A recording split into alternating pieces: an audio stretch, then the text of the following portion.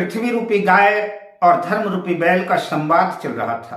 धर्म रूपी बैल पृथ्वी रूपी गाय से पूछ रहा था कि हे मां, आप क्यों रो रही हो?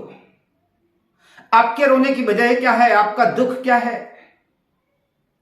आपका कोई प्रियजन, आपका कोई सुहृद आपसे बिछुड़ गया है तो आप उसकी याद में रो रही हैं? या फिर मेरे 3 पैर कटे हुए हैं तो मेरे 3 पैरों को देख करके आप दुखी हैं? आपके रोने की वजह क्या है? आप क्यों रो रही हैं? या कि फिर ऐसा हो सकता है कि आपके अंक में, आपकी गोद में भगवान श्री कृष्ण ने, गोविंद ने अनेक लीलाओं का संवर्धन किया और अनेक लीलाओं का संवर्धन करके भगवान अंत में स्वधाम गमन चले गए, तो हो सकता है कि आपको शायद भगवान के विरह की पीड़ा सता रही हो, भगवान की याद आ रही हो। तो आपके रोने की वजह क्या है? आप रो क्यों रही हैं?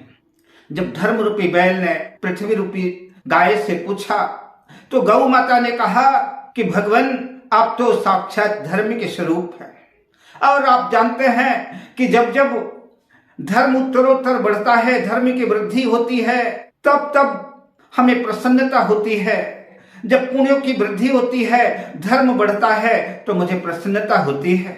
गाय और बैल का यह संवाद चल ही रहा था कि राजा परीक्षित आखेट करने गुजरे थे और राजा परीक्षित ने गाय धर्म रूपी बैल के संवाद को जब सुना और नजदीक में आकर के धर्म रूपी बैल से पूछा कि आपके ये 3 चरण, आपके 3 पैर किसने काटे हैं? किसने ऐसी धृष्टता की है? बताइए, मैं उसको दंडित करूंगा, मैं उसको दंड दूंगा। तब धर्म रूपी बैल ने कहा कि महाराज, आप पूछते हैं, ठीक है, आपकी बात अच्छी है, पर मैं अपने इस दुख का कारण किसको बताऊं? कौन मेरे दुख का कारण है?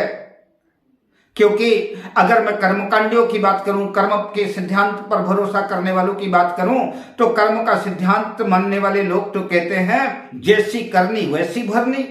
कर्म प्रधान विश्व रचि राखा, जो जस करहि सो तस फल चाखा।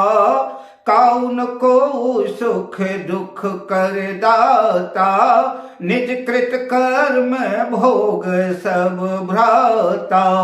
काउन को सुख दुख कर दाता, निज कृत कर्म भोग सब भ्राता। कर्म प्रधान विश्व रचि राखा, जो जस करहि सो तस फल चाखा। तो महाराज, कर्म के सिद्धांत को मानने वाले लोग तो कहते हैं कि इस संसार में अगर प्राणी के सुख और दुख का कुछ कारण है, वो उसके किए हुए कर्म है।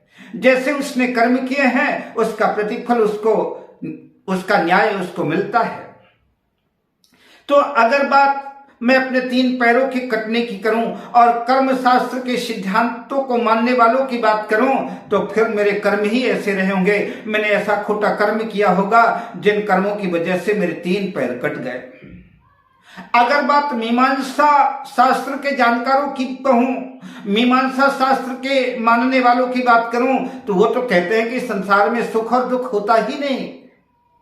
अगर मन ने कबूल कर लिया, मन ने मान लिया कि सुख है तो सुख है, और अगर मन ने मान लिया कि दुख है तो दुख है। मन के हारे हार है, मन के जीते जीत। अब मन ही मिलावत राम से, मन ही करत फजीत।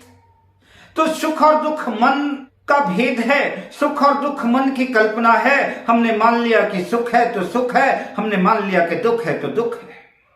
कई लोगों को डनलप के गद्दे में नींद आती है, कई लोगों को एयर कंडीशन के बिना चैन नहीं मिलता। उनका आनंद एयर कंडीशन में ही है, उनको सुख एयर कंडीशन में डनलप के गद्दे में ही मिलता है।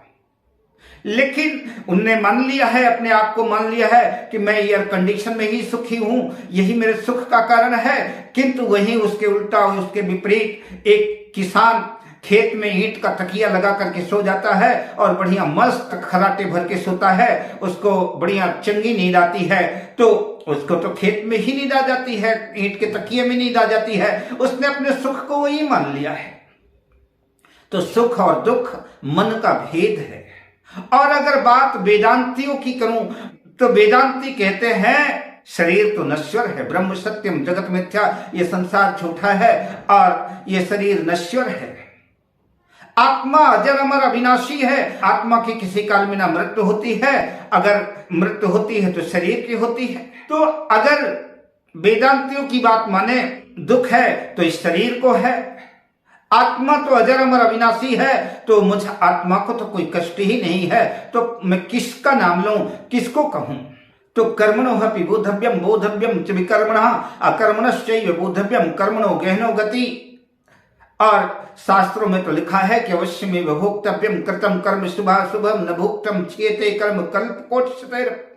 तो मेरा मानना ऐसा है कि जब अवश्य में भोक्तव्यम कृतम कर्म शुभाशुभम, जब अपने किए हुए कर्मों का, भले बुरे कर्मों का फल भोगना ही पड़ता है, उसको भोगे बिना मुक्ति ही नहीं है, तो फिर मैं किसको अपने दोष का कारण बताऊं। तो फिर तो मैं यही मानता हूं कि जैसी करनी वैसी भरनी, मैंने जैसा कर्म किया वैसा प्रतिफल मुझे मिल गया।